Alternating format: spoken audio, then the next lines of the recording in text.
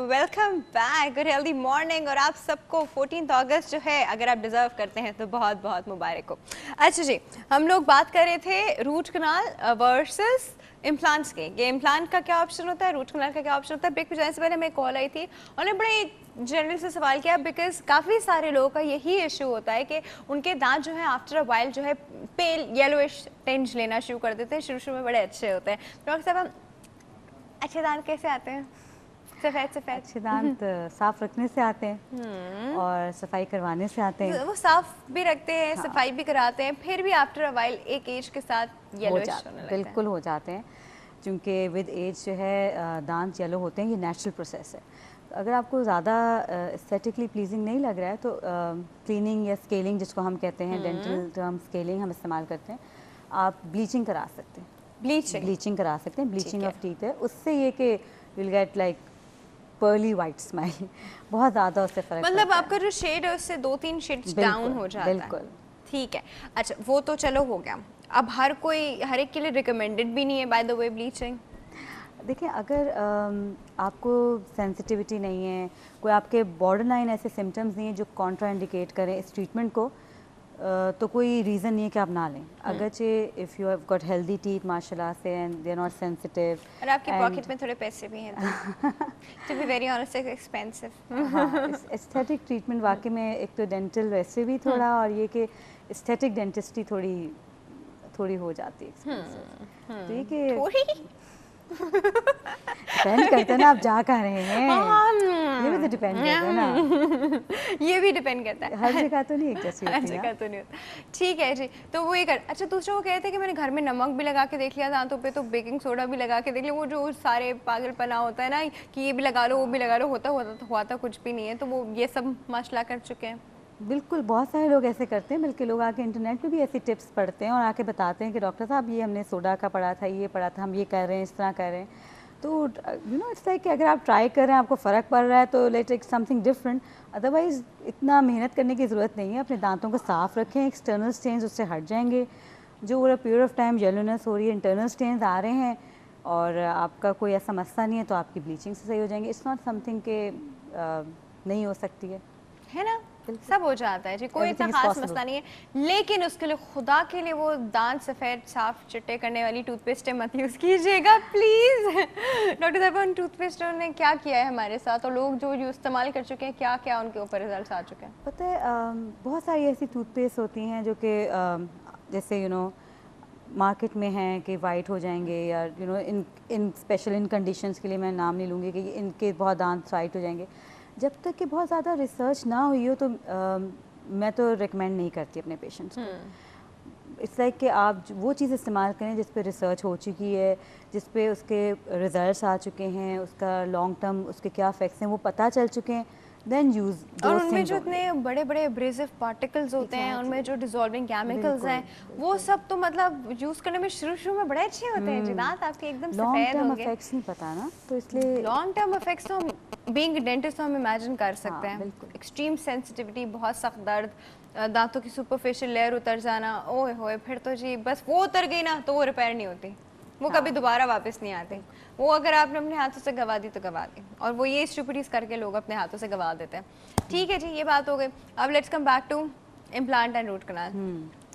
हाँ, देखिए, जैसे पेशेंट होता है मेरे पास भी आते हैं कई ओपिनियंस देने के, डॉक्टर साहब ये दांत इसको रूट कनाल कराएं, या वो डॉक्टर कह रहे हैं कि इम्प्लांट कराएं, या क्या कराएं। इट्स लाइक ऐसा होता है। इट्स लाइक अगर दांत बच सकता है तो डेफिनेटली रूट कनाल से बच सकता है, तो फिर इम्प्लांट का ऑप्शन ही नहीं है। कोई ऑप्शन नहीं। जो इम्प्लांट का ऑप्शन तो उस केस में है जब आपका दांत नहीं है, when there is a space जिस दांत की रिप्लेसमेंट चाहिए।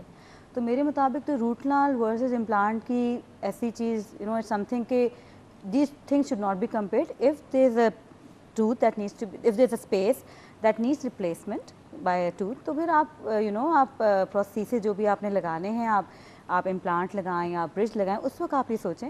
अगर दांत बच सकता है तो रूट कनाल करें और दांत बचाएं, that's the best option. Crown bridge से अच्छा ऑप्शन जो है वो इम्प्लांट है।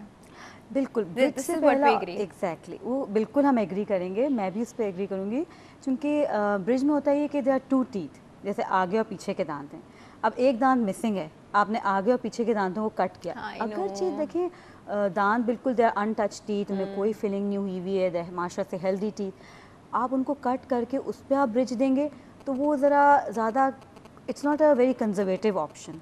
Definitely. जो आपने कट किया वो तो गया. Exactly, you're cutting, it's irreversible. If you remove tooth structure, that's irreversible tooth loss.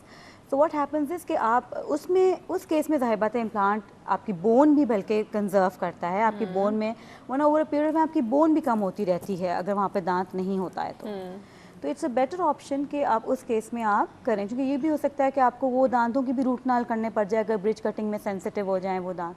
ये तो है. तो इसलिए उस केस में तो डेफिनेटली वही कि अगर दांत मिसिंग है तो उसमें आप implant is a very good option, but अगर दांत बच सकता है तो there is nothing like saving. देखिए आपको हर डेंटिस्ट जिसको मनी बनाने में ज़्यादा इंटरेस्ट नहीं होगा वो डॉक्टर हिना वाली बात आपसे करेगा कि देखो अगर आपका नेचुरल टूथ बच सकता है किसी भी तरह करके तो ये बचा लें, इसको निकलवा के कुछ और नहीं करें, क्योंकि नेचुरल टूथ की रिप्लेसमेंट कभी भी नहीं हो सकती.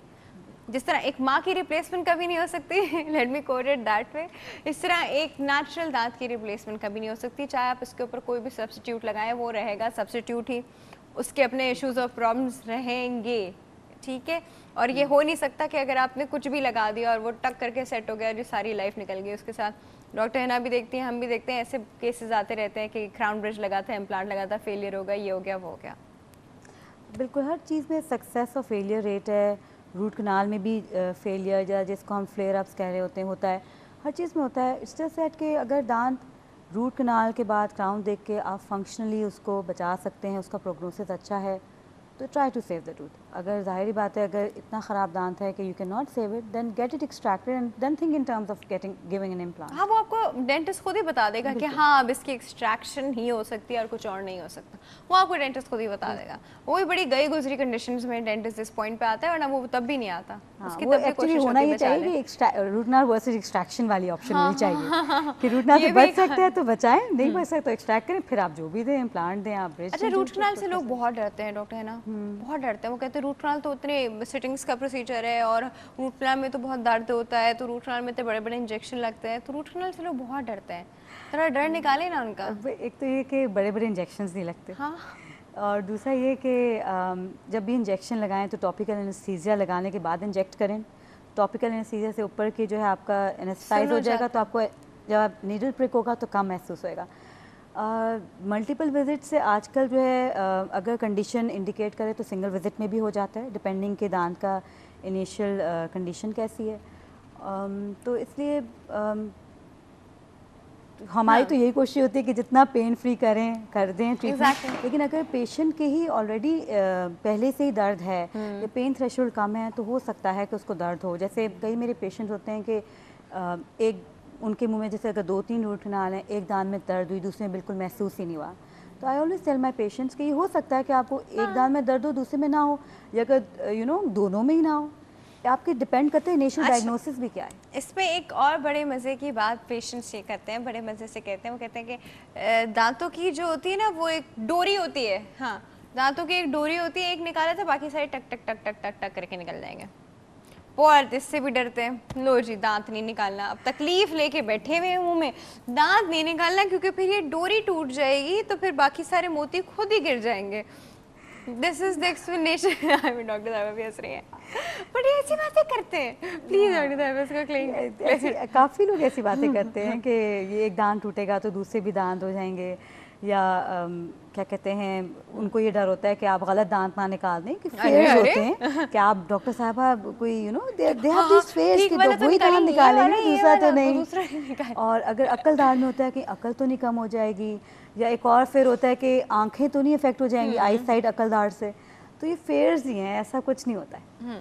अच्छा वो कहते हैं कि फिर एग्जांपल्स भी आपको देते हैं कि जी उनका दांत निकला था तो थोड़ी देर के लिए उनको कुछ नजर ही नहीं आया. इसके पीछे क्या लॉजिक है डॉक्टर ने आपको भी बताती है. कॉल है हमारे पास, हम पहले कॉल अटेंड करते हैं. अस्सलाम वालेकुम. अस्सलाम वालेकुम. Good healthy morning. ओहो गुड हेल्दी मॉर्निंग आया साहब, कैसे हैं आप? बस अल्लाह का शुक्र है. बस आप रमजानों में भी आप लोगों को फोन ही करना पड़ता है हमें. So cute. नींद में से उठ के फोन करना पड़ता है ना. नहीं नींद में नहीं है, नींद जाग के फोन करते हैं और शबाश नहीं देखते भाई. क्या बात है, क्या बात है, क्या बात है. Thank God. अच्छा आपको 14 अगस्त बहुत बहुत मुबारक हो. जी जी, बहुत बहुत 14 अगस्त तो ऐसा दिन है कि हमें इस पे बहुत जितनी खुशी बनाए कम है। और मैं तो इतना सा पैगाम दूंगा, भाई अपनी आजादी की कदर कीजिए, जो अल्लाह ताला ने आपको दे दी है तो उसको खोइए मत, क्योंकि जो आप कहीं भी जाए ना राफिया, आप सिटीजनशिप भी हासिल करने कहीं की, Exactly. लेकिन जो आपका मुल्क होता है, जिस ग्रेड में आप अपने मुल्क में रहते हैं, वो आपको कहीं वो काम नहीं मिल सकता। सही कह रहे, पता है हर जगह हम कुछ भी कर लें, कितना कोई से किसी भी सोप से नहा लें, पाकिस्तानी होने का टैग जो है ना आपके ऊपर हमेशा रहेगा। बिल्कुल तो रहेगा, तो हमें फख्र करना चाहिए, बजाय इसके कि हम उस पर नदामत नहीं, करते हैं। अब देखिए ना, देखिए We should Yahya be proud of our साहब, country. फखर तो हम ऐसे नहीं कर सकते ना। देखिए जब वही हमें हकारत की नजरों से देखते हैं, फखर तो हम फिर नहीं कर सकते, हमें नहीं, अपने हम आप को इस काबिल बात वो नहीं है, बनाना है। देखिए, यही तो फर्क है।